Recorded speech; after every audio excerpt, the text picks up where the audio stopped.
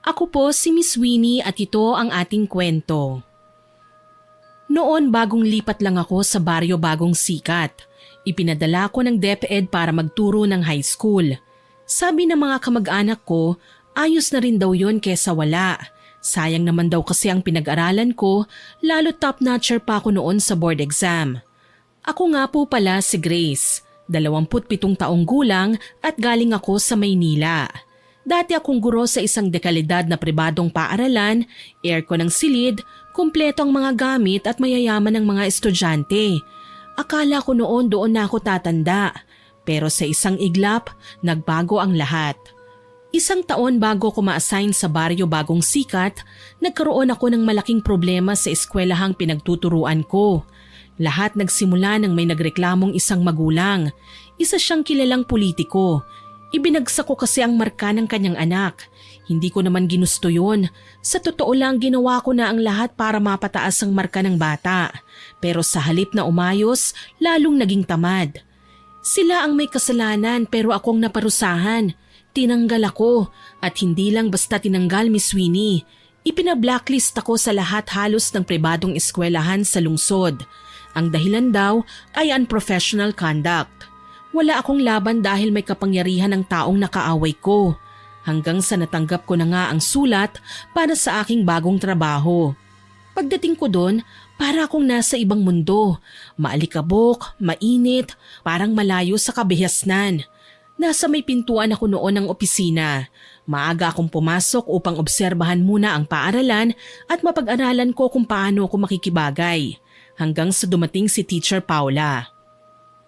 Magandang umaga, ikaw yung bagong teacher? Oo, ako nga pala si Grace. Ako naman si Paula. So, kumusta naman ang biyahe mo? Ang layo ng Maynila Balita ko galing ka raw doon. Oo, galing ako sa Maynila. Ay, sosyal. Bakit ka naman napadpad dito sa liblib na baryo ng Bagong Sikat? Di ba ang dami namang magagandang paaralan sa lungsod? Dito ako pinadala kaya nandito ako ngayon.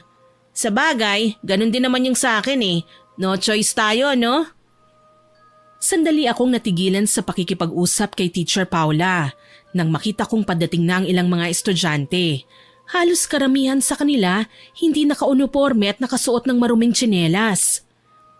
Ganito ba talaga dito? Ha? Yung mga estudyante, marumi sila at hindi nakasapatos.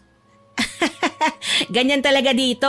Yung ibang bata bumababa pa ng bundok o lumalakad ng ilang kilometro para lang makapasok. Kaya minsan pagdating sa klase, pawis na pawis o may putik pa sa paa. Ganun ba? Pero di ba dapat ayusin pa rin nila ang mga sarili nila? Pwede naman siguro magdala ng pamalit na damit, hindi ba? Para naman kaaya-aya silang turuan. Sandaling natahimik si Paula. Napansin kong bahagyang tumaas ang kilay niya. Hindi ko yun pinansin dahil wala akong pakialam. Sa totoo lang ni ako, hindi ko alam kung bakit ako nagrereklamo. Siguro dala ng pagkabigla o marahil dahil hindi ko matanggap na sa ganoong lugar ako magtuturo. Alam mo, may dati ring teacher dito na kagaya mo Galing din siya sa lungsod, sanay sa komportableng buhay. At nung una halos araw-araw umiiyak. Hindi raw niya kaya yung init, alikabok at amoy ng mga bata. Nasaan na siya ngayon? Hindi namin alam bigla na lang nawala. Baka umalis. Sino ba naman kasi ang magtatagal dito? Kanina nakita ko ang pangit ng mga classroom. Kulang sa mga gamit tapos yung mga estudyante na pumapasok parang mga walang disiplina. Oy, hindi totoo yan. Mababait ang mga batang nag-aaral dito. Huwag mo silang husgahan kagad. Kilalanin mo muna, Ma'am Grace. Hindi ba siya ang itsura ng isang bata para sabihin na hindi sila disiplinado? Sorry sanay lang siguro ako sa ibang sistema. Ganon din ako nung una. Naiinis ako sa lahat, sa lugar, sa mga bata, pati sa sarili ko. Pero nung nakita ko sila, nagustuhan ko naman. Alam mo, magugustuhan mo rin sila. Magugustuhan? Hindi siguro. Bigyan mo lang ng panahon, Ma'am Grace. Tsaka huwag kang masyadong mataas. Dito kasi pantay-pantay lang tayo.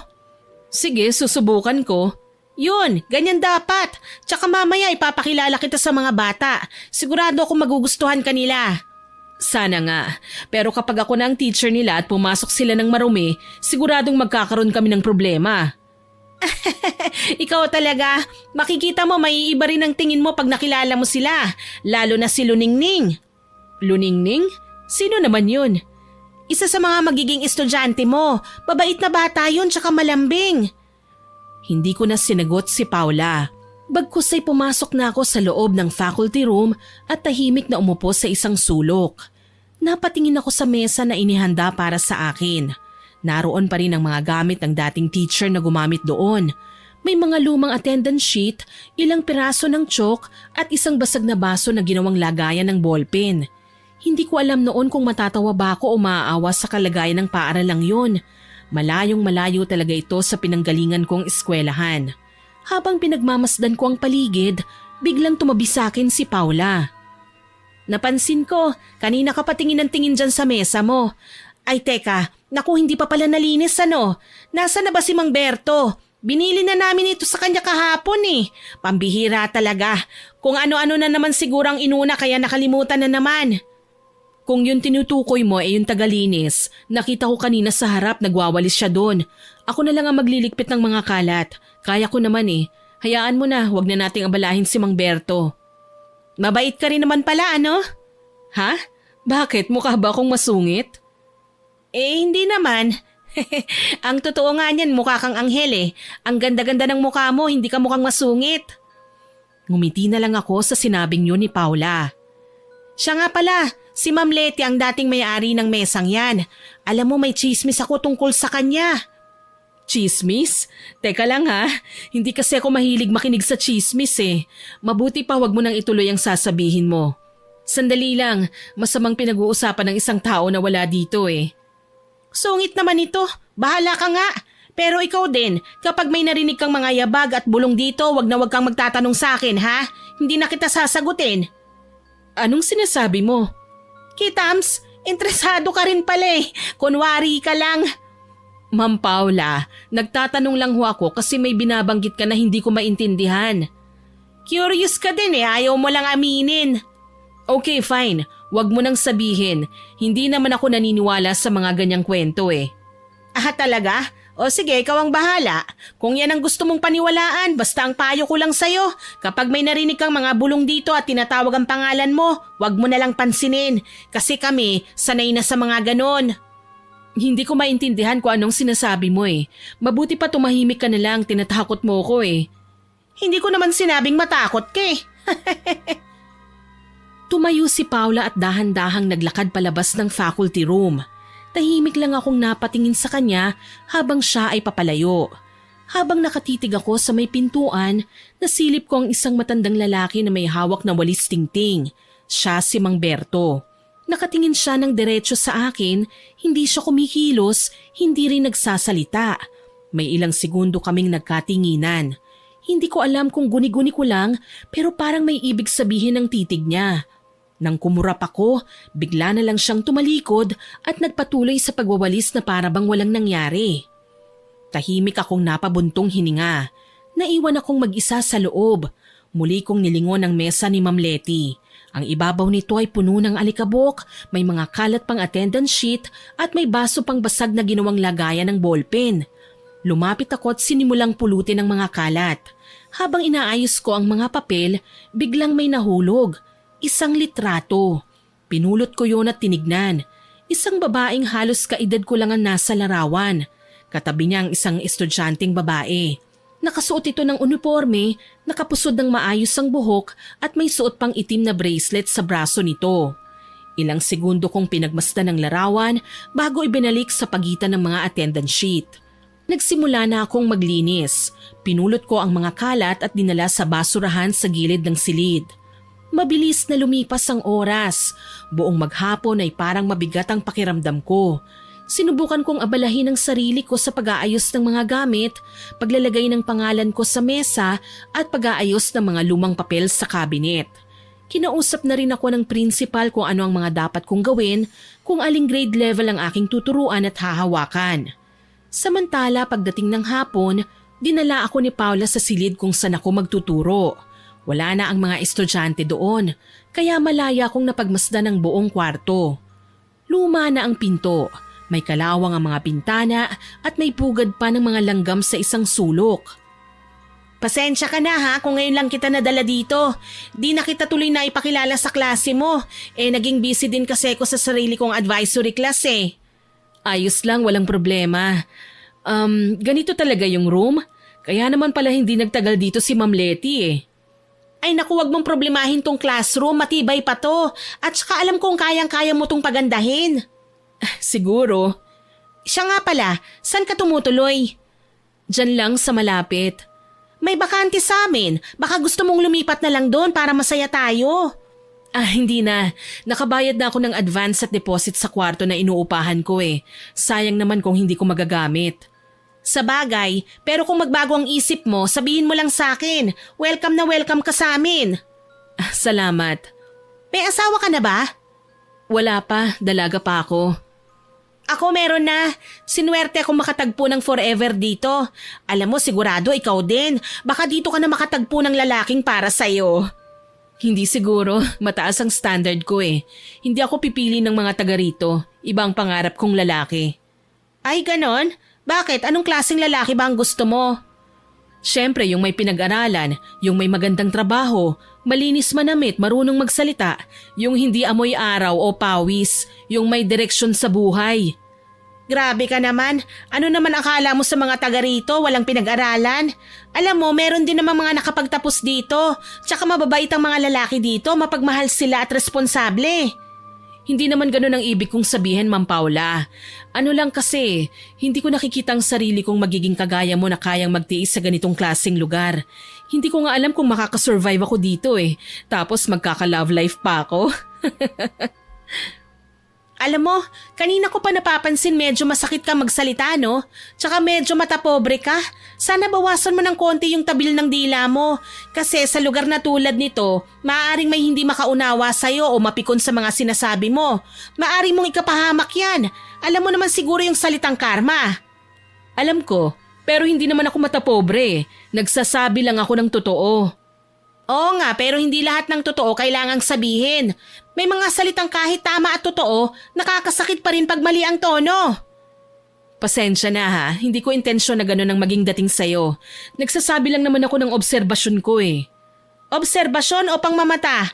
Alam mo, yung mga taong sobrang taas ang tingin sa sarili, sila ang unang binabagsak ng kapalaran. Kaya wag mong mamaliitin ng kahit na sino dito. Wala akong ginagawang ganyan. Wag mo akong sermonan. Hindi kita sinisermonan. Paalala ko lang yon, ma'am. At nasa sayo na yon kung makikinig ka o hindi. Biglang tumahimik sa loob ng silid. Maya-maya pa ay nakita kong inayos niya ang buhok niya tsaka dahan-dahang naglakad patungo sa pinto. Sige, mauna na ako. Magkita na lang ulit tayo bukas. Hindi ko na siya sinagot. Tumalikod siya at lumakad palabas ng classroom. Alam kong masama ang loob ni Paula sa mga sinabi ko pero ng mga panahong yon wala akong pakialam. Sarado ang utak at puso kong umintindi sa nararamdaman ng iba. Ang arte naman nun, ang dami niyang sinabi para pang tsismosa. Huminga ako ng malalim at naupo sa mesa. Pero kahit anong gawin ko, hindi maalis sa isip ko ang sinabi niya. Unang araw ko palang ganyan na kagad ang bungad. Kung lahat dito ganyan, ewan ko na lang kung tatagal talaga ako dito. Pagkatapos umalis ni Paula, nanatili akong nakaupo sa loob ng silid ng ilang minuto pa. Hindi ko maintindihan kung bakit ang bigat ng pakiramdam ko. Gusto kong isipin na wala lang yung sinabi niya, pero paulit-ulit yun na tumatakbo sa isip ko, lalo na yung tungkol sa karma. Nakakainis naman yun. Anong alam niya sa buhay ko? Hindi pa nga niya ako kilala masyado eh. Tapos ganun kagad ang tingin niya sa akin. Yun na lang ang mga katagang nasabi ko habang inaayos ang mga gamit ko. Nang matapos ay lumabas na ako ng paaralan. Hapon na noon at medyo madilim na rin. Naglakad na ako pauwi. Pagdating ko sa bahay, agad akong pumasok sa kwarto, nagbihis na at humiga. Pinikit ko ang mga mata ko pero hindi pa rin ako mapakali. Laging bumabalik ang naging sagutan namin ni Ma'am Paula kanina. Masakit daw akong magsalita? Totoo naman yung sinabi ko eh. Wala naman akong ginagawang masama ah. Hayaan ko na nga lang. Bukas bagong araw. Kailangan kong maging kalmado. Hindi ko pwedeng hayaang masira ang unang linggo ko rito dahil lang sa isang teacher na tsismosa, pakialamera at masyadong madrama. Ilang sandali pa, hindi ko namalayang nakatulog na ako. Kinabukasan, maaga akong nagising sa tunog ng tilaok ng manok at tawanan ng mga bata sa labas. Hindi pa ako sanay sa ganitong ingay tuwing umaga. Sa Manila kasi, busina ng kotse at ingay ng kalsada ang alarm ko. Habang nag-aayos ako ng gamit, naisip kong kailangan kong magpakita ng maayos sa mga estudyante ko at kapwa guro. First day ko at makikilala ko ng advisory class ko, mga grade 7 students. Napatigil ako sandali sa harap ng salamin, inayos ang buhok at pinilit ng ngumiti. Okay Grace, bagong simula ito. Kalimutan mo na si Paula. Magturo ka na lang ng maayos. Matapos kong ihanda ang sarili ko, naglakad na ako papunta sa eskwelahan. At pagdating sa faculty room, naabutan ko na naman doon si Teacher Paula. Good morning! Ang aga mo ata ah. Siguro excited kang makilala ang mga estudyante mo, no? Sanay lang talaga akong pumasok ng maaga, maski sa dati kong trabaho. Ah, ganun ba? Ah, Grace, pasensya ka na sa mga nasabi ko sa'yo kahapon ha. Hindi ko yun sinasadya. Wala yon, ayos lang. Gusto mong kape? May dala ako dito oh, titimpla na lang. Wag na, acidic ako eh. Bawal ako sa kape lalo na sa umaga. Ah, ganun ba? Okay. Ay, siya nga pala. Gusto ko sanang sabihin na sana maging mabait ka sa mga estudyante natin. Alam mo naman, karamihan sa kanila bata pa. Madali pang maapektuhan. Oo naman, wala naman akong balak na manakit ng bata kung yun ang ibig mong sabihin. Hindi ko naman sinasabi na ganun ka. Pero kasi yung si Ma'am Letty, naku, sobrang sungit nun tsaka istrikta. Takot sa kanya yung mga bata. Kaya sana ikaw ibahin mo. Mahalin mo sila na parang mga anak at pamilya mo. Ganun lang. Basta marunong silang rumespeto at sumunod sa mga sasabihin ko, siguradong wala kaming magiging problema. Ayoko ng mga pasaway o palasagot sa klase ko. Natural lang naman yun, disiplina ang kailangan nila eh. Pero sana kahit ganun, ipakita mo pa rin na may malasakit ka. Sige, susubukan kong gawin ang makakaya ko. Pero hindi ako nangangako na magiging perpekto ako ha. Wala namang perpektong guro, Grace. Basta, Ma'am Paula, ako na ang bahala sa mga estudyante ko ha. This isn't my first time to teach, so please don't tell me what to do and what not to do.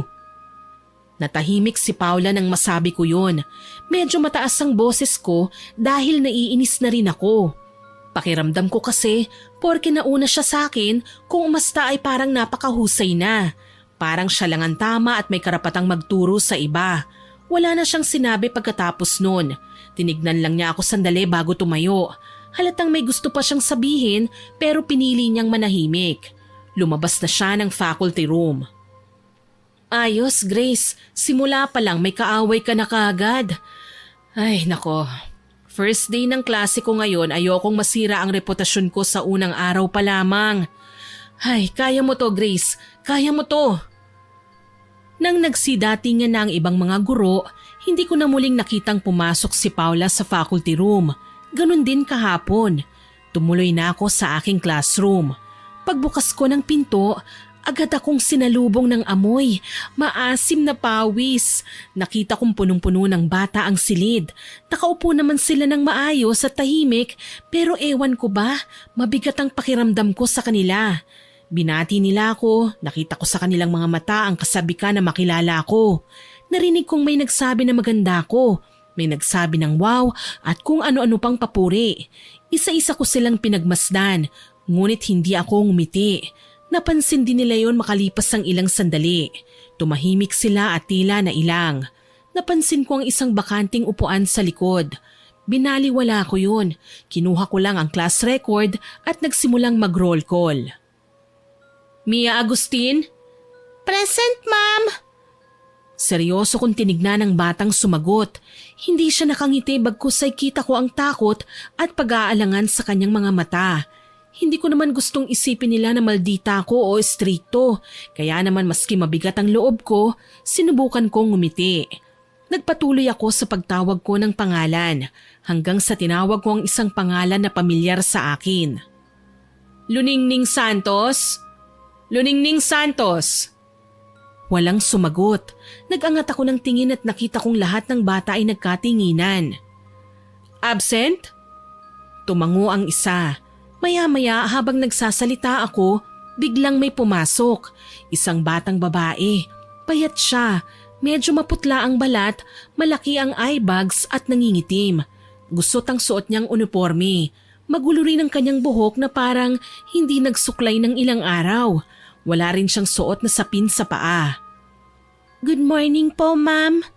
Sino ka? Ako po si Luningning, ma'am. Tumingin ako sa kanya at medyo nairita. Siya pala ang Luningning na binabanggit ni Paula. Naisip kong marahil ay paborito siya ng teacher na yon, kaya yung inis ko sa kanya, hindi ko sinasadyang naibaling sa bata. Ikaw pala si Luningning. Pinagmasdan ko pa siya at nang hawiin niya ang magulo niyang buhok, doon ako napatigil. Ang mukha niya, yun mismo ang batang nakita ko sa larawan kahapon na kasama ni Ma'am Letty. Hindi ko alam kung bakit, pero kinilabutan ako ng mga oras na yon. Hinayaan ko lang siyang makatayo sa may pintuan. Nakangiti siya sa akin. Anong oras na? Bakit ngayon ka lang pumasok? Nawala ang ngiti sa mukha ng bata. Sorry po, ma'am. Tinanghali po kasi ko ng gising. Tinanghali ka ng gising? Aba, hindi pwede yan iha sa klase ko. Ang gusto ko, magkaroon kayo ng disiplina sa oras. Bawal ang malate. Huwag mo nang uulitin to, ha? Tahimik lang si Luningning. Napayuko siya, halatang nahihiya. Pero mas lalo kong nainis sa katahimikan niya. Ano, hindi ka marunong sumagot? Pinagsasabihan kita. Ni Opo, wala akong narinig. Ma'am, baka po. Mia, hindi ikaw ang kinakausap ko. Huwag kayong sasagot kapag hindi kayo ang kinakausap, ha? Pero ma'am, kaya po nalilate si Luningning ay dahil… Mia, sinabi ko na hindi ba? Huwag kang makikisali kung hindi ikaw ang kinakausap. Nagkakaintindihan ba tayo? Tahimik ang buong klase. Halos sabay-sabay silang napayuko, parang natakot na baka sila naman ang mapagsabihan ko. Bumaling ako ulit kay Luningning na nakatayo pa rin sa harap ko, hawak ang laylayan ng damit niya at halatang nanginginig. Makinig kayong lahat. Hindi ako yung tipo ng guro na pwedeng lokohin. Gusto ko ng maayos at disiplinadong klase. Kapag mabait kayo, magiging mabait din ako. Pero kapag matitigas ang ulo nyo at hindi marunong sumunod, huwag na kayong pumasok sa klase ko, ha? Maliwanag? Tahimik pa rin ang mga bata. Ilang sandali bago sila sabay-sabay na tumango. Muli akong bumaling kay Luningning. At ikaw, Luningning, ayoko nang mauulit ito, ha? Gusto ko lagi kang maaga. Kung hindi mo kayang gumising ng maaga, mas mabuting wag ka na lang pumasok. Naiintindihan mo? Opo, ma'am. Mabuti. Umupo ka na. Dahan-dahan siyang naglakad papunta sa kanyang upuan. Pagkaupo niya, nakita kong pasimple niyang pinunasan ng mga mata niya. Pero binaliwala ko yun. Gusto kong panindigan na makilala ako ng mga bata na hindi basta-bastang guro. Gusto kong galangin nila ako at katakutan para sumunod sila sa akin. O siya, ituloy na natin ang klase. Isulat niyo sa inyong papel ang lahat ng nasa periodic table. Isa-isang naglabasan ng papel ang ibang bata at nagsimulang magsulat. Napansin kong hindi nagsusulat si Luningning, ni hindi pa siya naglalabas ng gamit mula sa bag.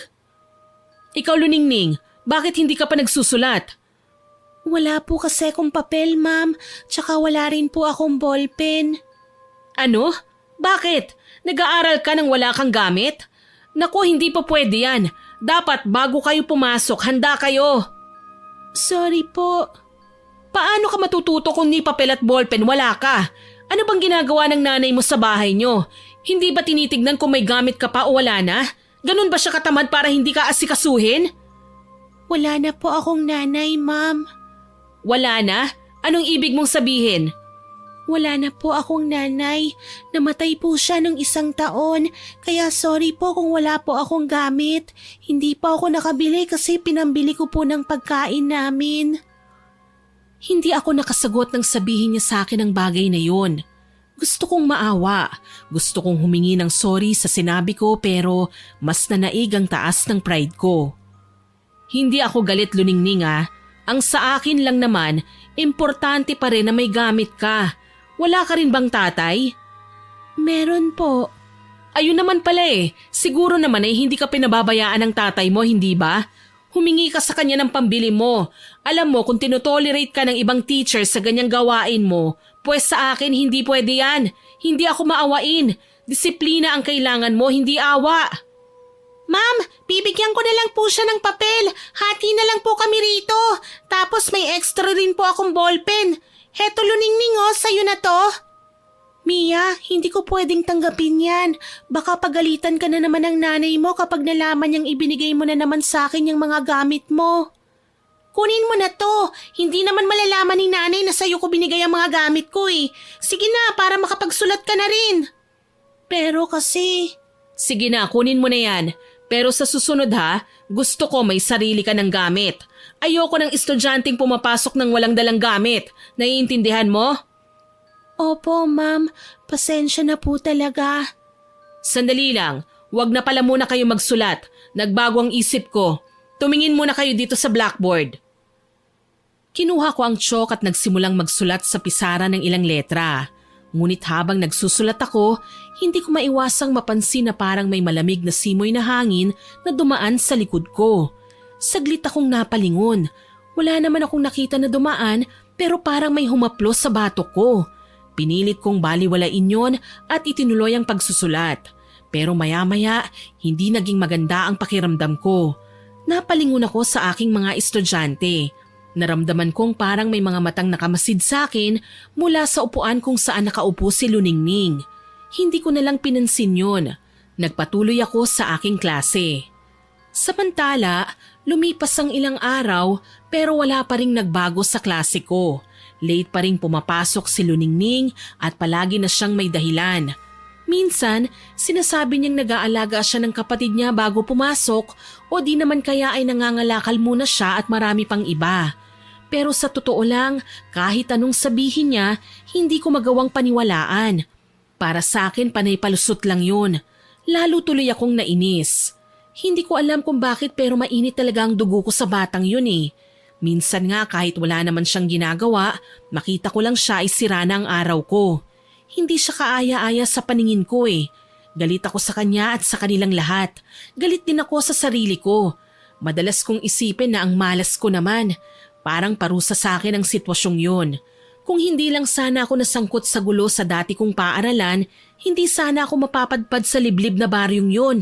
Hindi ako mapupunta sa isang eskwelahan na luma na at nahuhuli na sa modernisasyon. Alam niyo po, Miss Sweeney, bumaba ang tingin ko sa sarili ko mula nang mangyari yun. At sa tuwing napapagalitan ko si Luningning, pakiramdam ko ay nakabawi ako ng konti. Parang sa kanya ko na ibubuhos ang lahat ng galit ko sa mundo at sa sarili ko. Alam kong hindi tama pero hindi ko na rin alam kung paano ko babaguhin yun. Isang umaga, dumating na naman siyang huli sa klase ko. Basang-basa pa ang laylayan ng palda niya. Ano ba yan, Luningning? Late ka na naman. Ilang beses ko bang sasabihin sa'yo, ayusin mo naman ang sarili mo. Tignan mo nga yung buhok mo, parang hindi ka naligo. Pasensya na po, ma'am. Sumama po kasi ako kay tatay na manguha ng tulya sa ilog bago ako dumiretso dito Ano ba naman yan? Hindi ka na ba nauubusan ng mga palusot? Alam mo, kung ako sa'yo, tumigil ka na sa pag-aaral mo. Nagiging distraction ka na sa klase ko Yung mga kaklase mo, nagsisikap sila na sundin lahat ng mga sinasabi ko. Pero ikaw, parang baliwala lang sa'yo lahat ng galit ko Lahat ng pangaral ko, hindi mo sinusunod. Gustong-gusto mo talaga akong nagagalit, ano? Tahimik lang si Luningning pero napansin kong nanginginig ang kanyang mga kamay habang hawak niya ang kanyang bag. Pinilit kong wag magpatalo sa awa. Pumasok ka na! Salamat po, ma'am. Teka. Kung akala mo magiging mabait pa ako mula sa araw na ito, nagkakamali ka. Dito ka sa harap. Tumayo ka dito hanggang sa matapos ang klase. Naglakad na siya papasok sa classroom, pumwesto sa tabi ng blackboard. Nakayuko siya at halatang nahihiya. Lumipas ang mga minuto pero nanatili siyang nakatayo sa harap ng klase. Matyaga siyang nakikinig sa bawat itinuturo ko kahit paminsan-minsan ay nagpapahid siya ng luha gamit ang manggas ng kanyang damit. Habang nagtuturo ako, paminsan-minsan ay napapatingin ako sa kanya. Tahimik lang siya roon sa gilid. May kung anong bumubulong sa isipan ko na parang sobra na yata ang ginagawa ko pero pinigilan ko yun. Ayokong isipin ng mga bata na marupok ako. Pagkatapos ng klase, naglabasan na ang mga estudyante. Ako naman ay abala sa pag-aayos ng mga papel nang biglang may pumasok sa pinto. Grace, pwede ba kitang makausap sandali? Ma'am Paula, ikaw pala, anong kailangan mo? Pasensya na kung maiistorbo kita ha. Bakit ganun mo naman itrato si Luningning? Nakita ko kanina pinagalitan mo na naman. Tapos pinatayo mo pa sa klase. Wala ka bang puso? Ano bang masama sa ginawa ko? Ano? Tinatanong mo kung anong mali? Grace naman, hindi ka na naawa sa bata. Maaawa? Bakit naman ako maaawa? Pasaway ang batang yon. Hindi niya ako sinusunod. Anong mali sa pagdidisiplina ko sa kanya? Walang masama sa pagdidisiplina pero hinay-hinay naman. Bata pa sila oh. Alam mo, Ma'am Paula, mas mabuti na habang bata pa ay natuturuan na sila at nadidisiplina. Kailangan nilang matutong sumunod. Kung palaging kaaawaan mo ang mga yan, lalaki silang walang mararating. Kung yan ang pamantayan mo ng pagtatagumpay sa buhay, bakit nandito ka? Ano? Teka lang, bakit pati ko sinasali mo rito? Bakit, kilala mo ba ako? Alam mo ba kung ano ang nangyari sa akin? Hindi. Hindi naman pala Huwag mo akong pagsasalitaan ng ganyan ha. Nakakairita ka. Sa totoo lang napapansin ko na ganyan ka. Sinabi mo na matabi lang dila ko pero ikaw naman tong pakialamera. Pwede bang pabayaan mo na lang ako sa advisory class ko? Bakit hindi ka na lang mag-focus sa klase mo ha? Ano bang grade ang hawak mo? Napakasungit mo naman. Kaya bago-bago mo ganyan ka umasta. Sana lang hindi mo pagsisihan yung mga ginagawa mo. Wala akong masamang ginagawa sa mga bata. Akala mo lang wala, pero meron. Malupit ka, Grace. Mabuti pa kung ayaw mo rito, umalis ka na. Kung hindi pagsisisihan mo to. Hindi ako kagad nakasagot sa mga sinabi niya. Natigilan at natulala ako sa kinatatayuan ko. Hindi ko inakalang kaya niyang sabihin sa akin ng ganun, diretsahan na parang siya ang mas nakatataas. Tumalikod siya at lumabas ng aking silid. Ilang sandali pa, napadaan si Mang Berto sa labas. Nagulat pa siya nang makita akong di mapakali, hinihingal at halatang nagpipigil ng aking emosyon. Ma'am, kayo po ba yung bagong teacher dito? Ako nga ho. Ayos lang po ba kayo, ma'am? Kanina ko pa kasi naririnig na parang may kausap kayo. Medyo mataas po ang boses nyo. Akala ko may kaaway kayo. Naku Mang Berto, wag niyo na hong alamin. Kalalaki niyong tao nakikichismis pa kayo. Sandaling natahimik ang matanda. Kita ko sa mukha niya ang pagkapahiya. Pasensya na po, ma'am. Nag-alala lang naman po ako. Pero kung ayaw niyong may nagmamalasakit sa inyo, sige ho, hindi na ako makikialam. Pagkasabi niya noon, napailing na lang siya at naglakad palayo. Ako naman ay inayos ang sarili bago umuwi sa tinutuluyan kong boarding house. Samantala, pagkalipas ng halos 3 linggo sa school, unti-unti na rin akong nasasanay sa lugar. Hindi na rin nagpapakita sa akin si Ma'am Paula kaya medyo gumaan na ang pakiramdam ko dahil wala na akong nakikitang tao na pwedeng sumira ng araw ko. Naisip ko, siguro ay nahiya kaya wala nang mukhang maipakita. Medyo nakakasundo ko na rin ng iba pang mga teacher. Unti-unti ko na ring napansin na nagbago na ang mga estudyante ko. Hindi man mamahalin ang mga suot nila pero maayos naman. Malilinis na ang uniform at nakasapatos na ang karamihan sa kanila. Masigla na rin sila sa klase ko. Hindi isang beses na napangiti ako habang pinagmamasdan ko ang mga bata. Kahit papaano masaya ako na nakinig sila sa akin. May isa lang akong problema. Walang iba kundi si Luningning. Bagamat attentive na ito sa klase at hindi na madalas malate, yung itsura niya ganun pa rin. Gusot ang damit, may mga mantsa at ang suot niyang sapin sa paa, butas na tsinelas pa rin. Pagkatapos ng klase namin, tinawag ko siya. Luningning, halika nga rito sandali. Yes po, ma'am. Wala ka bang mas maayos na tsinelas o sapatos? Wala po, mami. Wala po akong pambili. Pero hayaan po ninyo, nag-iipon naman po ako Makakabili rin po ako ng maayos na sapatos.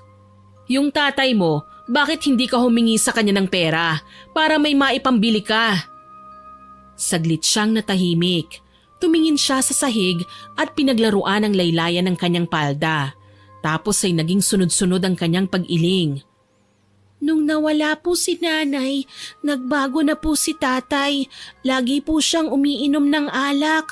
Hindi na po siya nagtatrabaho kaya minsan nangangalakal po ako para may makain kami ni Bunso. Tapos ako rin po ang nag-aalaga sa kanya. 5 taong gulang pa lang po kasi siya eh. Ano?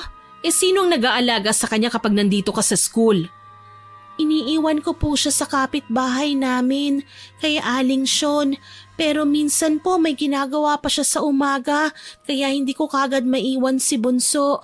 Kaya po ako nalilate minsan. Huminga siya ng malalim. Kita kong pinipigilan niyang maiyak pero unti-unti na rin siyang naluluha. Gusto ko naman po talagang pumasok ng maaga, Mami. Gusto ko pong mag-aral, pero kailangan ko rin po kasing siguraduhin na maayos kong maiiwan ng kapatid ko kay Aling Sean. Ayoko po siyang ipagkatiwala sa tatay ko. Palagi po kasing mainit ang ulo niya at palagi po kaming pinapalo. Tapos ma'am, minsan nakita ko siyang gumagamit ng bawal na gamot. Hindi ko na alam kung ano ang sasabihin ko. Sa unang pagkakataon ay hindi ako nakaramdam ng inis sa kanya. Nakaramdam ako ng awa sa bata. Sa mga oras na yun, pakiramdam ko ang liit-liit kong tao. Lahat ng mga paninigaw ko at parusa sa kanya parang gusto kong bawiin.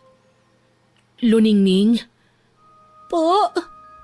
Alam kong mahirap ang buhay, pero gusto kong sabihin sa'yo, huwag kang susuko Lahat ng hirap lilipas din yan, basta magpakatatag ka. Mag-aral kang mabuti dahil darating din yung araw, ikaw naman ang makakatulong sa kapatid mo.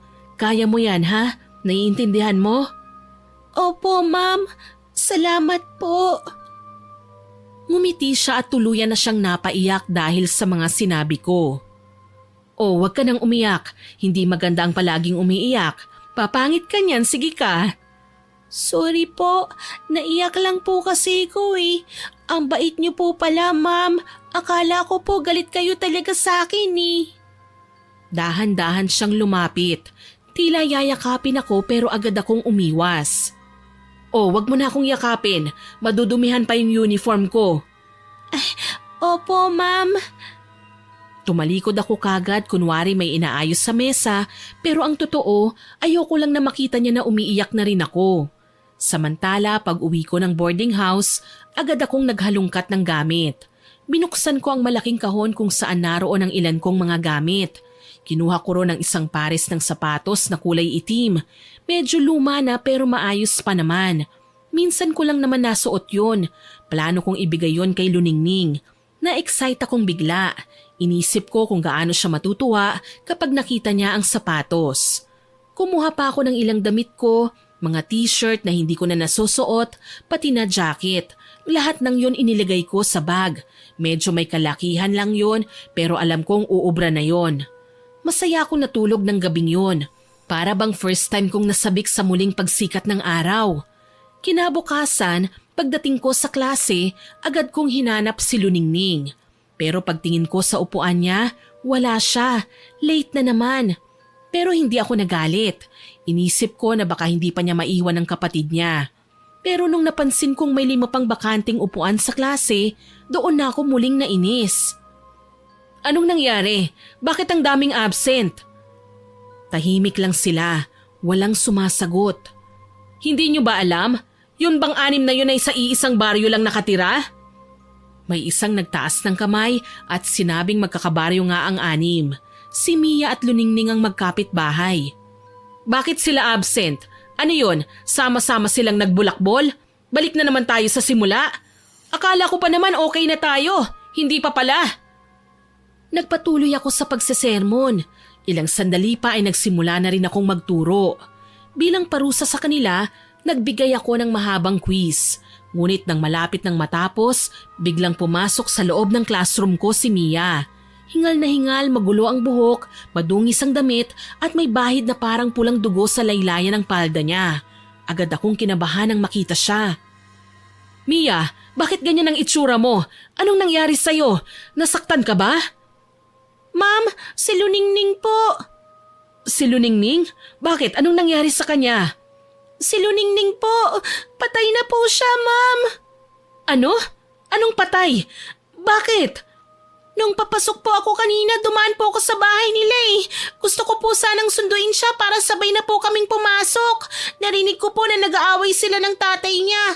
Sabi ng tatay niya, wag na raw siyang pumasok sa paaralan. Magtrabaho na lang daw siya para pambili ng pagkain. O tapos?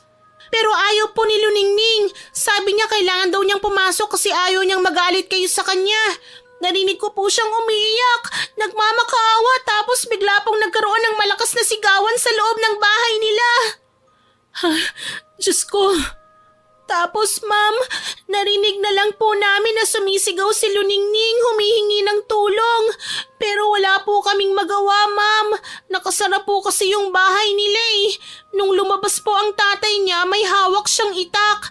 Tumakbo po kami papasok sa bahay nila nang nakaalis na yung tatay niya. Tapos nakita ko po na wala na siya. Naliligo na po siya sa sarili niyang dugo. Tinadtad siya ng saksak, ma'am. Hindi totoo yan, Mia. Totoo po, ma'am. Patay na po si Luningning. Wala na po kaming nagawa. Nanginginig ang buong katawan ko sa aking narinig. Napaupo ako sa mesa habang hawak ang bibig ko. Napansin kong umiiyak din yung mga ibang bata. Malalakas ang hikbi nila at hindi makapaniwala. Ang eco bag na dala ko kanina nandun pa sa gilid ng mesa ko. Napatingin ako doon. Parang biglang tinusok ang dibdib ko. Ang sama ng aking pakiramdam. Parang gusto kong sumigaw. Hindi ko alam kung nagagalit ba ako o nalulungkot o nagsisisi. Ang alam ko lang huli na ang lahat. Si Luningning, yung batang halos araw-araw kong pinapagalitan, pinapahiya at pinarurusahan ay wala na. Kinuha ko ang eco bag at nilabas doon ang sapatos. Para sa iyo to, Luningning, pero huli na pala. Hindi ko na napigilan ng mapahagulgol. Umiyak ako ng malakas sa harap ng mga bata. Akala ko yung pagkaalis ko sa dati kong trabaho ang pinakamasakit na mangyayari sa buhay ko, pero mas masakit palang mawalan ng estudyante na minahal mo sa paraang huli mo na nang naintindihan. Samantala habang umiiyak ako, hindi ko na napansin na nagsilapitan na pala sa akin ang mga estudyante ko. Si Mia, inabutan ako ng panyo niya. Ma'am, wag na po kayong umiyak. Ayaw po siguro ni Luningning na nakikita kayong ganyan. Mia, ang sakit. Bakit? Bakit nangyari ito? Mabait na bata si Luningning. Kaya nga po sa totoo lang ma'am, kahit madalas mo siyang pagalitan, ni minsan hindi po siya nagtanim ng sama ng loob sa inyo. Kapag pinag-uusapan ka namin kung gaano kasama ang ugali niyo, kung gaano kayo ka-stricta at kasungit, siya pa yung laging nagtatanggol sa inyo. Ang sabi pa nga niya, mabait si Ma'am Grace, gusto lang niyang matuto tayo at maging mabuting tao. Kaya kahit minsan po naiirita kami sa inyo, hindi kami makapagtanim ng sama ng loob kasi naaalala namin yung sinasabi niya eh. Hindi ako makasagot kay Mia. Nakakaramdam ako ng hiya habang nakikinig sa kanya. Ma'am, pasensya na po kung minsan na pag-iisipan namin kayo ng masama ah.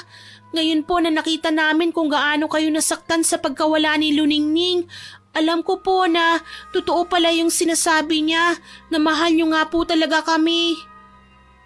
Matapos sabihin niyo ni Mia ay isa-isa nila akong niyakap. Doon ko lang naramdaman kung gaano kalambot ang puso ng mga bata na akala ko dati hindi ko matututunang mahalin.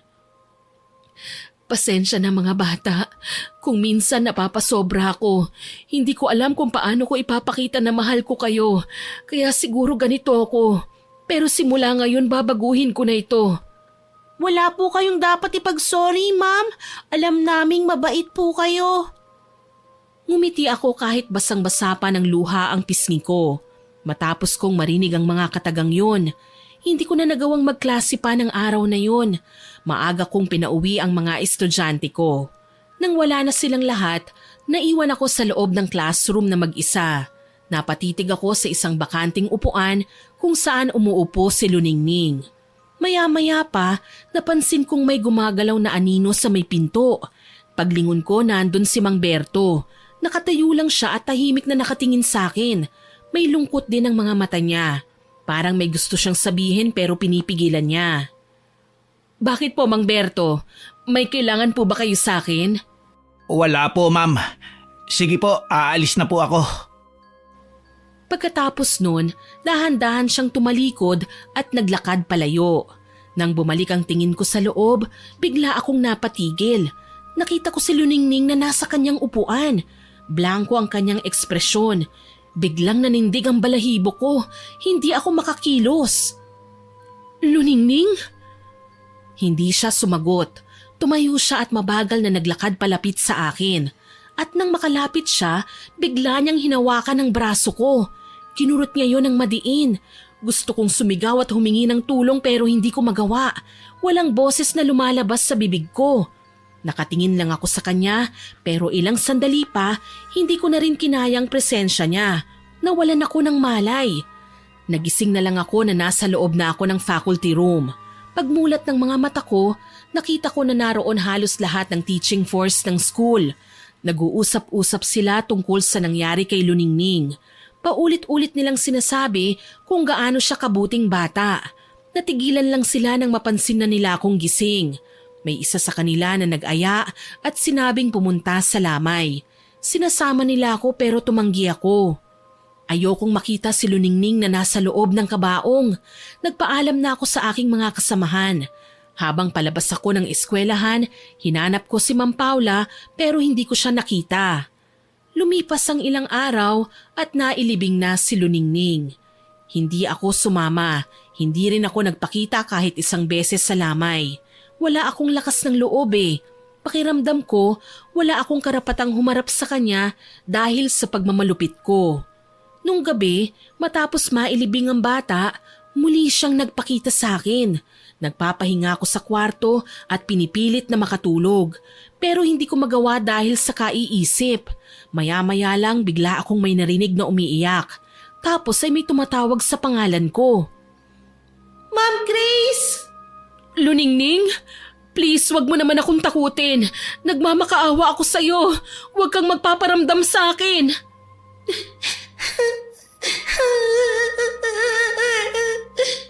Luningning, umiiyak ka ba?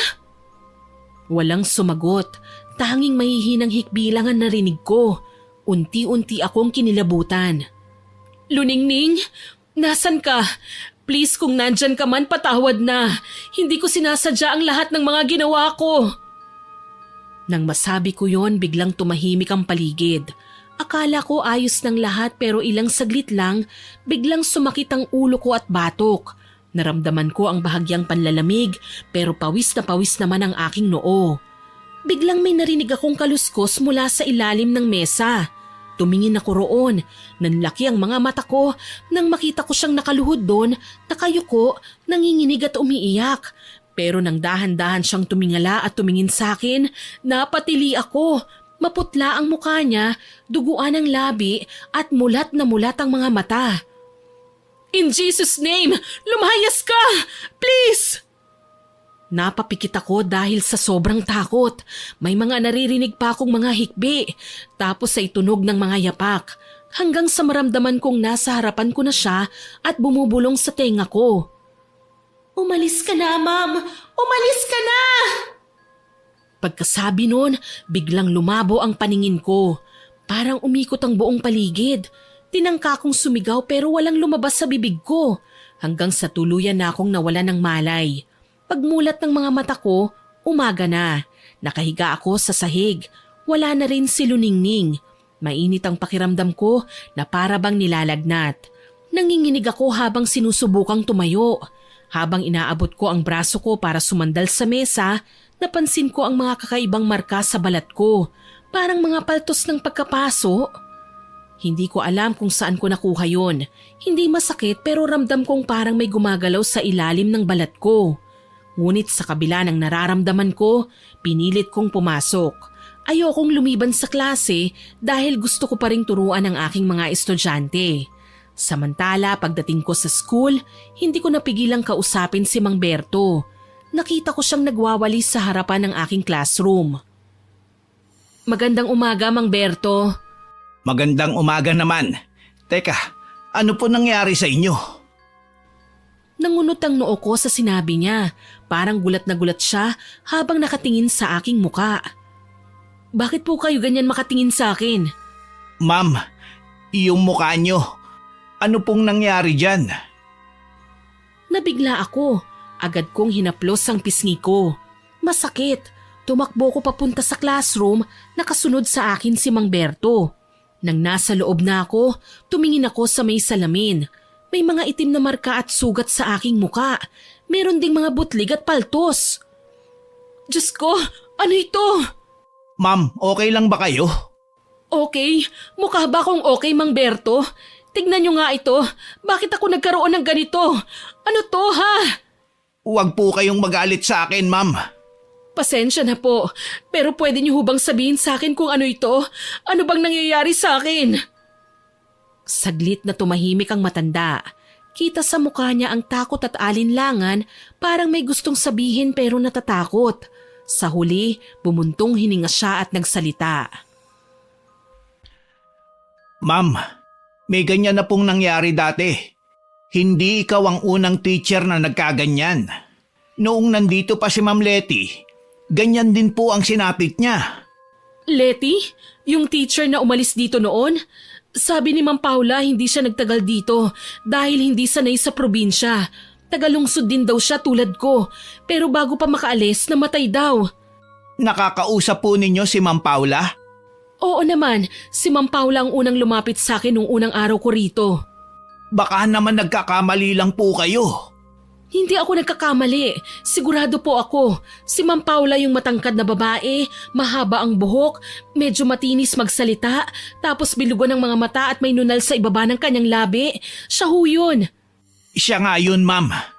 Pero patay na po si Ma'am Paula. Ano? Anong ibig niyong sabihin? 1 taon na po siyang patay. Hindi totoo yan. Nakita ko siya. Kinausap niya ako. Paano niyo ipapaliwanag yun, ha? Nakikita nga po kita, ma'am, na nagsasalita ka na mag-isa sa faculty room kahit wala namang tao. Tapos noon dito sa classroom mo, minsan naririnig kitang may kaaway. Tatanungin nga sana kita noon, ma'am, kung ano nangyayari sa inyo pero sinungitan niyo ho ako. Wala na po talaga si Ma'am Paula. Patay na po siya. Hindi, imposible. Nakausap ko siya. Nanindig ang balahibo ko sa mga sinabi niya. Saka ma'am, yung sinasabi ko tungkol kay Ma'am Letty, ganyan din po nagsimula yung sakit niya. Sa mga paltos, mga pasa at sugat sa katawan. Hindi rin daw po siya masyado nakakatulog dahil palagi siyang ginagambala ng espiritu ni Ma'am Paula. Hanggang sa isang araw, tuluyan na lang siyang umalis. Hindi na nagpaalam sa kahit kanino. Walang nakakaalam ng tunay na nangyari sa kanya. Mang Berto, huwag niyo akong tinatakot, ha? Huwag niyo rin akong niloloko. Hindi ko kayo niloloko, ma'am. Maski tanungin pa po natin yung ibang teacher dito o maski si principal. Totoo ang sinasabi ko. Mabuti pa ay magpahinga muna kayo. Ang mga ganyang sugat, hindi po basta sugat lang. Anong ibig niyong sabihin? Balita ko noon si Ma'am Paula ay mula sa lahi ng mga mangkukulam. Marami na raw siyang napagtripang kulamin dito nung buhay pa.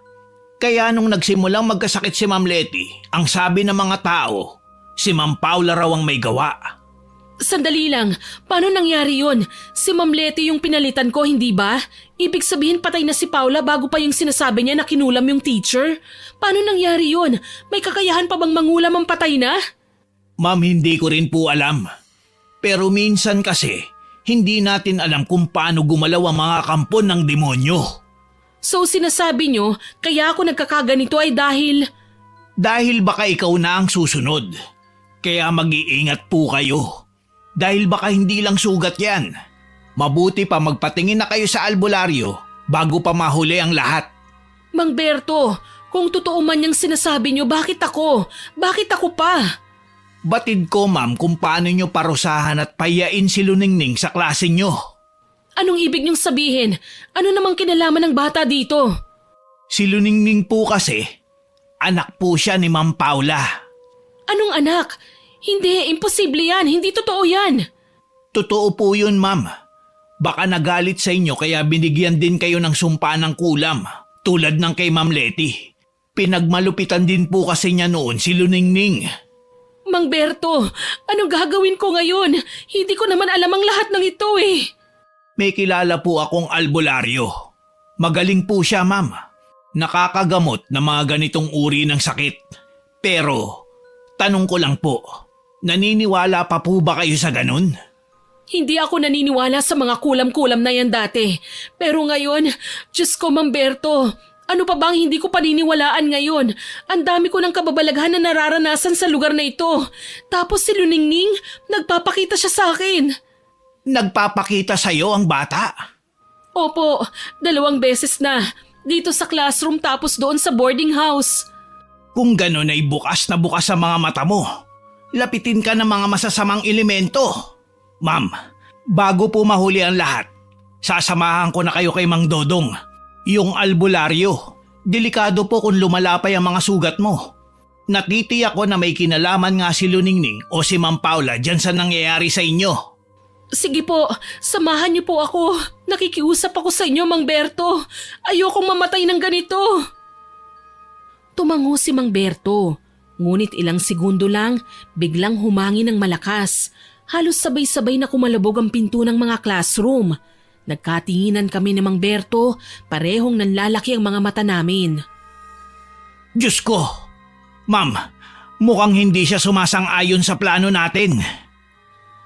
Hindi ko siya nasagot kasi biglang huminto rin ang hangin. Tapos kasabay nito ay may narinig akong malakas na iyak mula sa loob ng aking classroom. Ano yun? Naririnig niyo ba yun, Mang Berto? Oo, ma'am. Mukhang minumulto na tayo. Mabuti pa'y umalis na muna tayo rito. Baka kung ano ang gawin nila sa atin.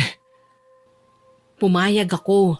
Nang mga oras na yon, Miss Winnie, kahit saan sasama ako basta wag lang ulit sa eskwelahan na yon. Naglakad kami palabas ng eskwelahan. Ngunit habang naglalakad kami, may nakita akong gumalaw na anino sa di kalayuan. Kinakabahan ako dahil pakiramdam ko may tao doon at kanina pa siya nagmamatsyag sa amin. Mang Berto, may tao doon oh. Tumigil ang matanda at tumingin sa direksyon na tinuro ko. Nagmamadali kaming lumapit. Ngunit pagdating naman namin doon, walang tao. Ma'am, wala naman hong tao rito. Sigurado po kayo sa nakita nyo? Opo, kanina lang may aninong gumalaw. Hindi ako pwedeng magkamali. Nakita ko. Hoy! Kung sino ka man, magpakita ka sa amin! Ngunit walang sumagot. Tahimik na tahimik ang kapaligiran. Wala po talagang tao dito. Tara na nga, ma'am. Baka mamaya hindi na naman tayo yung nakita nyo. Nakakatakot kayong kasama eh. Sige po, tara na. Magpapatuloy pa sana kami sa paglalakad pero bigla akong natigilan nang may kung anong bagay akong nakitang nakalapag sa lupa. Pinuntahan ko at kinuha ang bagay na yon. Isang manikang gawa sa tela, maliit lang, halos kasing laki lang ng palad ko. Marumi ang tela, butas-butas at puno ng nakatusok na karayom. Butones ang mga mata nito tapos may tali sa bandang ulo. Sa leeg nito ay may nakasabit na papel. Kinuha ko yon. Nakasulat doon ang pangalan ko. Ano to, Mang Berto? Ma'am, mukhang yan yung ginamit para kulamin ka. Kunin nyo na. Dalhin natin sa albularyo. Dali, kailangan nating bilisan. Sandali lang po. Ang sabi niyo sa akin kanina, maaaring ang kaluluwa ni Paula ang kumulam sa akin. Pero bakit humay manika? Ibig bang sabihin nito ay nagkakamali kayo? Hindi kaluluwa ang sumumpa sa akin kundi tao? Tumahimik siya sandali at napatingin sa hawak kong manika. Hindi ko rin po alam, ma'am. Yung albularyo, baka siya ang makasagot sa tanong nyo. Siya lang ang makakapagpaliwanag kung ano ba talaga yung nangyayari sa inyo. Sa akin, haka-haka lang lahat to. Mas mabuting matignan na kayo ng eksperto. Dito na tayo sa shortcut dumaan para mas mabilis. Wala na akong nagawa kundi ang sumunod. Sobrang bigat ng dibdib ko. Patuloy kami sa paglalakad hanggang sa mapunta kami sa paanan ng bundok. Nagulat ako nang biglang lumiko at papasok na sa gubat si Mang Berto. Mang Berto, saan po tayo pupunta? Hindi siya sumagot. Diretso lang ang lakad. Mang Berto! Basta sumunod na lang kayo, ma'am. Malapit na tayo. Nakaramdam na ako ng takot sa pagkakataong yon. Parang muli may malamig na hangin na humaplos sa batok ko. Humigpit ang hawak ko sa manika. Maya-maya pa ay natanaw ko ang isang lumang kubo. Napapaligiran ito ng matataas na puno. Ma'am, yan yung bahay ng albularyo. Tara na po, ipakita natin sa kanya yan. Nauna siyang naglakad papunta sa kubo. Subalit bigla akong nagtaka nang makita sa kamay niyang isang bracelet na kulay itim. Sandali lang po. Saan niyo nakuha ang bracelet niyo? Lumingon siya, bahagyang napangiti. Ito po ba, ma'am? Bigay sa akin to ng apo ko. Bakit mo na itanong? Wala naman po. Nagandahan lang ako. Muli siyang nagpatuloy sa paglalakad pero ako natitigilan. Ang bracelet na yun, katulad ng suot na bracelet ni Luningning sa picture nila ni Ma'am Letty. Sumunod pa rin ako sa kanya. Ayokong ipahalata na nagsisimula na akong kabahan sa presensya niya. Pero nang malapit na kami sa kubo, bigla akong napatid. Mabuti na lang at hindi ako natumba. Nang tumingin ako sa lupa, malinaw kong nakita ang bagay na nakausli dito. Yumuko ako at pinulot yun. Nakita kong buto yun ng tao. Hindi ako nagkakamali. May mga piraso pa ng tela ang nakakabit. Diyos ko! Mabuti na lang at hindi lumingon si Mang Berto. Pagtingin ko sa kanya ay nasa pinto na siya ng kubo. Mang Dodong! Tao po! Nandyan po ba kayo? Subalit walang sumasagot mula sa loob. Mang Dodong, nandito ho ako! Wala pa ring sumagot. Nilapitan niya ang mismong pinto tsaka dahan-dahang binuksan yun. Sumilip siya sa loob. Wala siya rito. Baka may pinuntahan lang saglit. Mabuti pa dito na lang po tayo maghintay sa loob. Po? Halika na. Pumasok na po tayo. Sigurado kung darating din yun. Baka may pinuntahan lang po saglit. Dito na lang po ako maghihintay sa labas. Ayos lang naman po ako dito eh. Sigurado ka? Malamok dyan at walang upuan. Mas komportable dito sa loob. Halika na. Pumasok ka na. Mang Berto, uuwi na lang po pala ako. Babalik na lang po ako bukas. Ha? Bakit naman? Natatakot ka ba? Wala kang dapat na ikatakot dito. Saka nandito na tayo eh. Sayang naman kung uuwi ka pa. Napalunok ako. Hindi ko alam kung bakit pero iba na talaga ang nararamdaman ko eh. Napansin kong iba na rin ang tingin niya sa akin. Para bang may ibig sabihin ng mga titig niya? Hindi na po. Uuwi na lang talaga ako. Hindi na po maganda ang pakiramdam ko eh. Kung yan ang gusto mo, ma'am. Pero ikaw din, kung hindi magagamot yung kulam, pwede kayong mamatay. Anumang oras. Kaya wag ka nang umalis. Doon na ako halos nawala ng malay dahil sa matinding kaba. Mang Berto, sino ho ba talaga kayo? Ano ba talaga ang plano niyo sa akin? Bakit niyo ako dinala rito? Kayo ba? Nakakabilib ka nga talaga, Iha. Talagang malakas ang pakiramdam mo. Hindi. Ikaw? Ikaw nga ang kumulam sa akin. Bakit? Bakit niyo ginawa to? Anong kasalanan ko sa inyo? Kagaya mo rin si Letty dati bago siya namatay. Akala nyo dahil teacher kayo, pwede nyo na kaming apihin? Nang mamata ka at nagpapaya ng mga estudyante. Pagbabayaran mo ang lahat ng mga ginawa mo. Dahan-dahan siyang lumapit. Ang mga mata niya nag-iba na, naging kulay itim. Napaatras ako hanggang sa maramdaman kong tumama ang likod ko sa katawan ng isang puno. Mang Berto, wag po. Maawa kayo sa akin. At bakit naman ako maaawa sa'yo? Ikaw, naawa ka ba sa apo ko? Namatay na lang siyang aping-api sa'yo. Hindi po totoo yan. Nagkausap kami. Humingi ako ng tawad sa kanya bago mangyari yun. Ang totoo niyan, kinabukasan matapos kaming mag-usap, balak ko pa siyang bigyan ng sapatos at damit para may magamit siya. Sinungaling! Huwag mo na akong utuin. Masama kang tao. Wala kang pinagkaiba sa dating teacher na pinalitan mo. Alam mo bang akala ng lahat ay umalis lang si Letty? Pinatay ko siya. At ngayon, ikaw naman. Huwag kayong lalapit. Sisigaw ako. Eh di sumigaw ka. Wala naman makakarinig sa'yo rito eh. Maya-maya pa huminto siya at hinugot mula sa kanyang bulsa ang isa pang manika. Tapos ipinakita niya sa akin ang isang malaking karayom. Walang sabi-sabing tinusok niya ito sa tagiliran ng manikang yun. Agad akong nasaktan, napahiyaw at napahawak sa bewang ko. Diyos ko, tulungan niyo ako. Walang Diyos sa lugar na ito kundi ako. Tulong! Tulong! Tanggapin mo na lang, Ma'am Grace, na ito na ang kapalaran mo.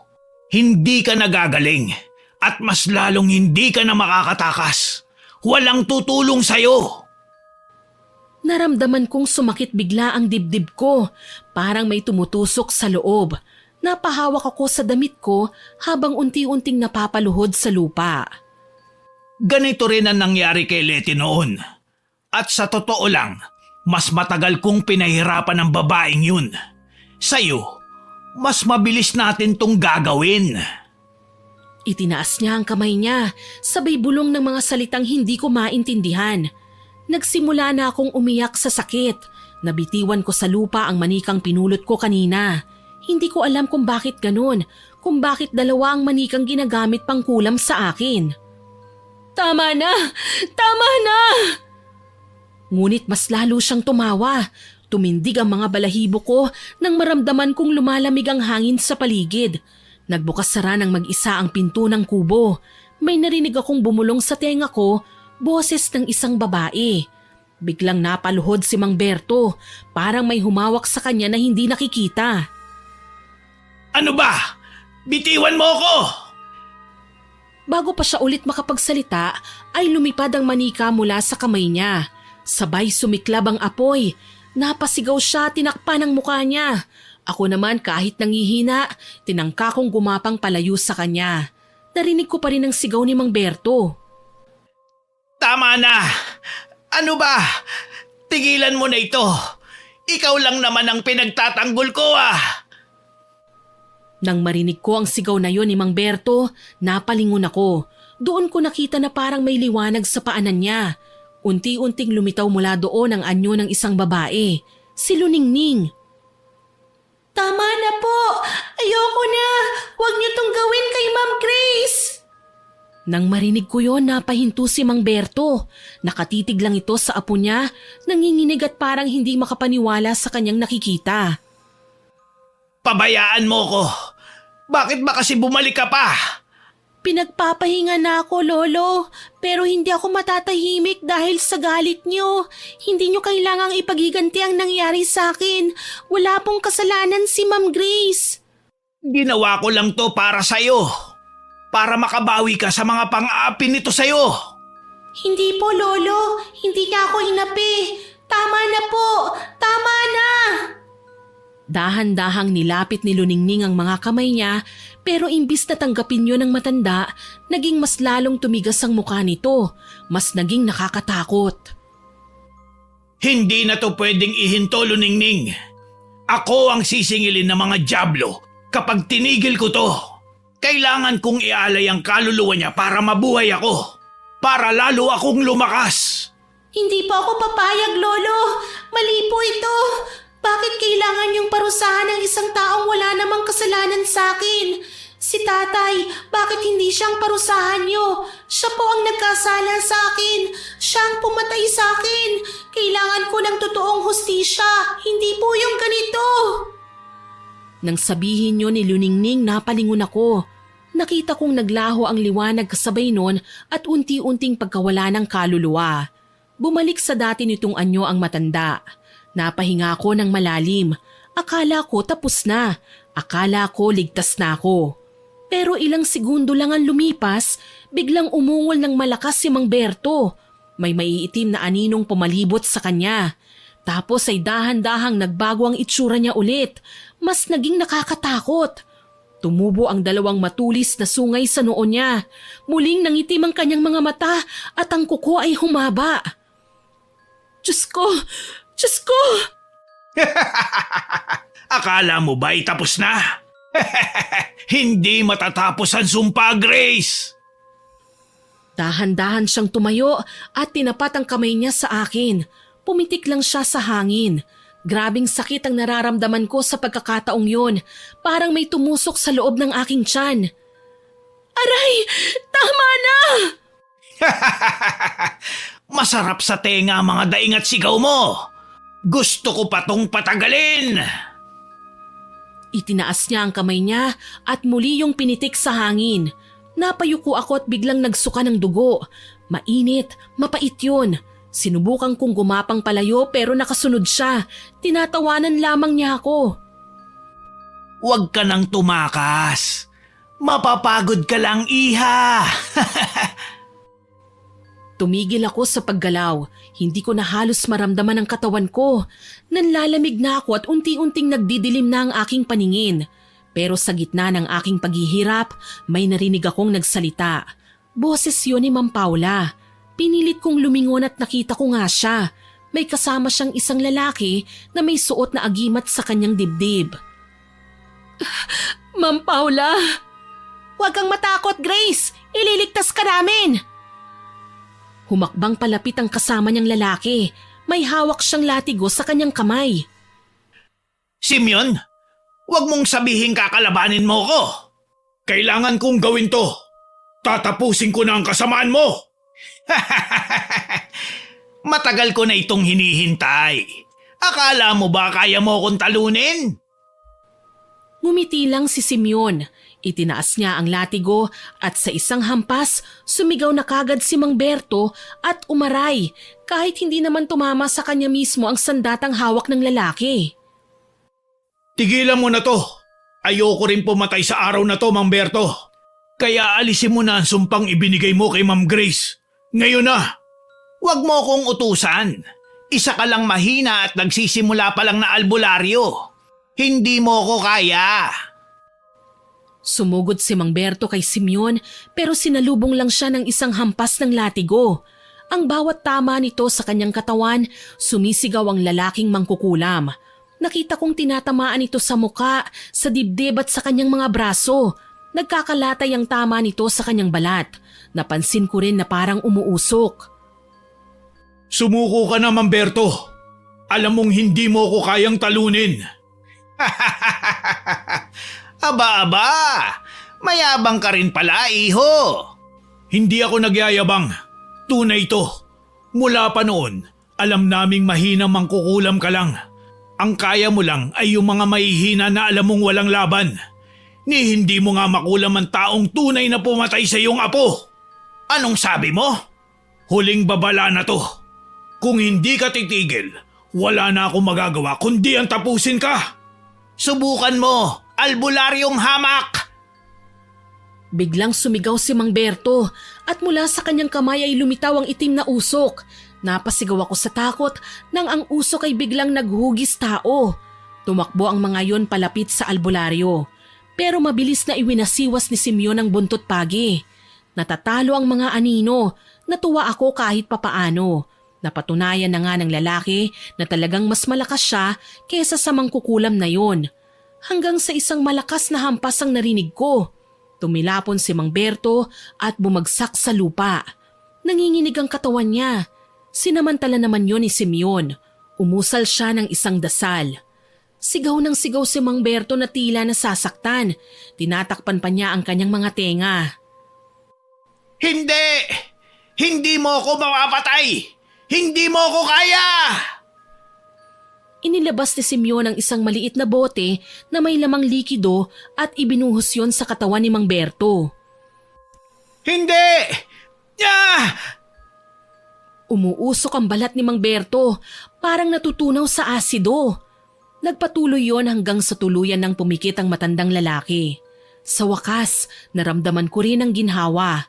Gumaan ng bahagya ang sakit na nararamdaman ko.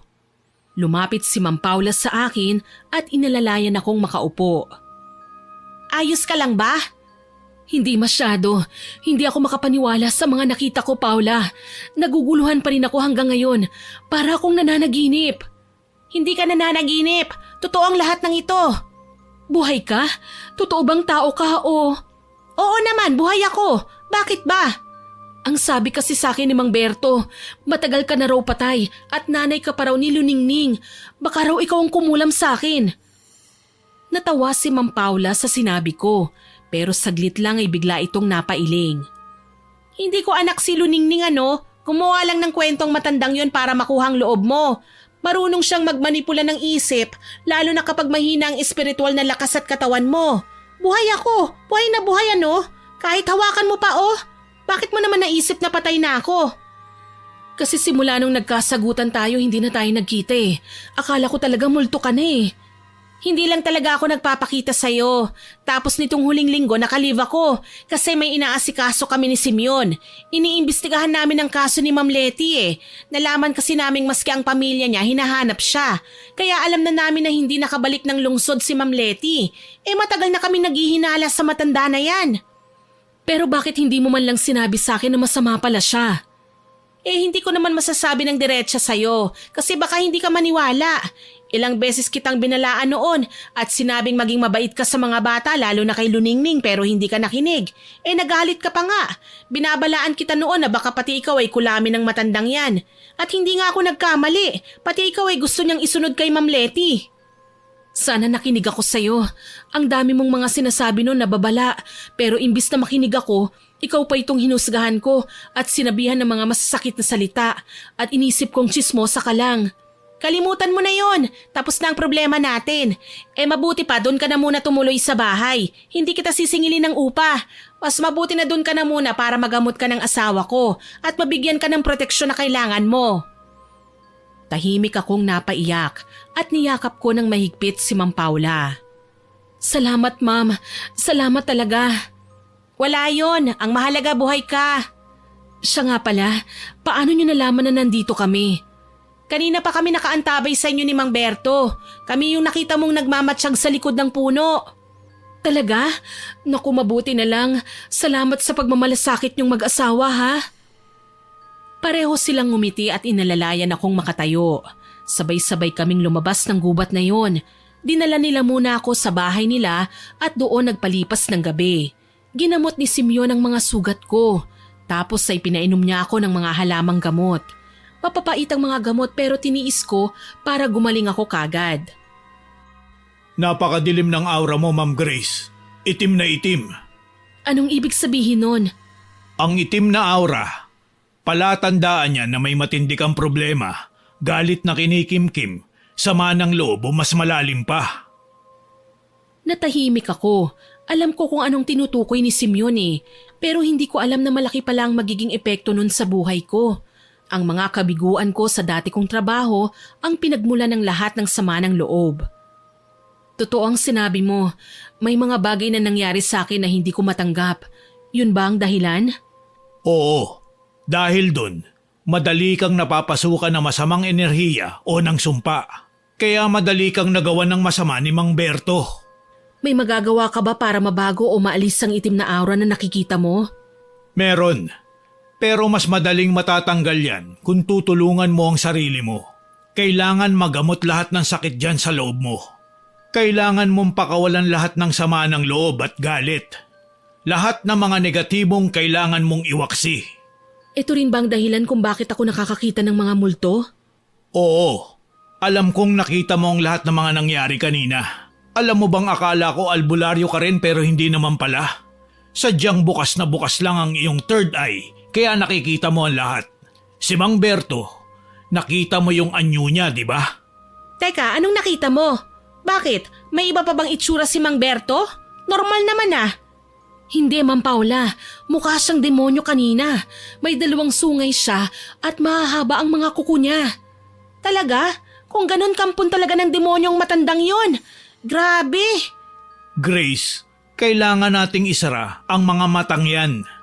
Habang bukas pa yan, makikita mo pa rin ang mga bagay na hindi mo dapat makita. Gusto mo ba? Tumango ako. Ayoko nang makakita ng mga kakaibang bagay o nilalang. Nagmakaawa ako kay Simeon na isara na ang mga ito at tulungan ako kung paano gagaling ng mas mabilis, hindi lang ang mga sugat na pisikal kundi maging sa espiritual. Hawak niya ang maliit na bote ng banal na langis at dahan-dahang ipinahid sa noo ko habang bumubulong siya ng mga dasal. Nakahinga ako ng maluwag nang sabihin niyang tapos na at naisara na niya ang aking third eye. Salamat sa inyong dalawa. Utang na loob ko sa inyong lahat. Walang anuman, Grace. Kung may kailangan ka, huwag kang mahihiyang magsabi sa amin, ha? Siya nga pala, anong plano mo ngayon? Hindi ko pa alam pero susubukan ko munang magpagaling dito. Alam ko kayong dalawang makakatulong sa akin. Sige, walang problema. Kami ang bahala sa'yo. Samantala, pagkalipas ng 5 araw, dumating ang mga pulis sa gubat. Nadiskubre na nila ang katawan ni Mang Berto na halos hindi na makilala dahil sa matinding pagkasunog. Nadiskubre rin nila ang mga buto na pinaniniwala ang mga buto ni Ma'am Letty dahil na rin sa suot nitong uniforme. Walang makapagturo o makapagsabi kung ano ang nangyari sa matanda. Wala ring nakuhang mga pulis na ebidensyang makapagsasabi kung sino ang pumatay o kung pinatay nga ba talaga ang matanda sa lugar na yon. Pagkalipas ng 1 linggo, nagbalik na ako sa eskwelahan. May mga gurong agad na lumapit sa akin. Nag-aalala sila sa akin lalo na at nabalitaan nila na nagkasakit ako. Panay ang kwentuhan nila sa mga nangyaring kababalaghan pati na ang natagpo ang mga buto ni Ma'am Letty. Hindi sila makapaniwala na patay na talaga ang dati nilang kasamahan. Bagamat alam na nila ang kinahinatnan ng dalaga, nanatiling sikreto sa lahat kung ano ang nangyari sa kanya. Walang nakakaalam kundi ako, si Paula at si Simeon. Nang nasa classroom na ako, nakita kong nagbago na ang ayos ng mga upuan. Naroon na ang buong klase ko. Napansin ko kagad na malinis na sila. Hindi na gusot ang kanilang mga damit at lahat sila nakasuot na ng maayos na sapatos. Magandang umaga, Ma'am Grace. Namiss ka po namin. May mga regalo po kami sa inyo, oh. Hindi ko mapigilang mapaiyak. Isa-isang lumapit sa akin ang mga estudyante, may mga dalang simpleng card, tsokolate at ilang bulaklak. Napangiti ako habang pinupunasan ng luha ko. Salamat mga anak, hindi ko akalain na ganito niyo ako kamahal. Siyempre naman po, ma'am. Akala nga po namin hindi kayo babalik eh. Sabi po ni Ma'am Paula nagpapagaling daw po kayo sa sakit. Oo, nagkasakit ako pero magaling na ako ngayon, wag na kayong mag-alala. Hay, salamat naman. Kayo na po ulit ang teacher namin, no? Ang saya-saya po. Napangiti ako. Lumapit ako sa kanya at niyakap ko siya. Salamat din, Mia. Salamat sa inyong lahat. Sa mga oras na yon, ramdam ko na muli akong nabuo. Ang lahat ng nangyari ay nagturo sa akin ng isang mahalagang aral na kahit gaano man kadilim ang nakaraan, may liwanag na laging hahalili. Napawi na ang lahat ng lungkot, galit at panghihinayang. At sa silid na yon sa piling ng mga bata, natagpuan ko ang tunay na saya at natuto akong magmahal ng walang hinihinging kapalit. Natuto rin akong magpahalaga at magbigay ng respeto kahit ano pa ang kalagayan nila sa buhay. Sana po ay nagustuhan niyo ang ibinahagi kong kwento. Pero bago ko po tapusin ito, gusto ko munang mag-shoutout sa mga masusugid nating listeners. Shoutout po kay Hot.81, kay Cherry Rose o Mamalin, kay Lynn Mesa, kay Eden Parducho, kay Mike James Tapak, hello din po kay Romeo Vo, kay Javen Delasan, kay Joel Busuego, kay Mirna Alfaro, kay Cherry May Libiran. Shoutout din po kay Sir Jaime Constantino, kay Ma'am Elizabeth Maramot, kay Lorisa Bibat, kay Mary Joy Sabaresa. Hello din po kay Jovelyn Medrano, kay Bernadette Abayon at kay Nene Marilu Palyada from Negros Occidental. Shoutout din po kay Pacoy Del Chupichico, kay Vivian Baterbonia, kay Cherry Mukbang ASMR at kay Igorotang Pobre. Maraming salamat po sa inyong lahat na nakinig at nagkomento. Abangan po ninyo sana ang mga susunod ko pang upload. Huwag din po ninyong kalimutang mag-subscribe, like, share and comment sa kwento natin. At para po mabilis nyong makita kung may bago tayong upload, pindutin nyo lamang po ang notification bell para lagi kayong updated. Aasahan ko pa rin po ang inyong suporta ha. God bless po sa inyong lahat.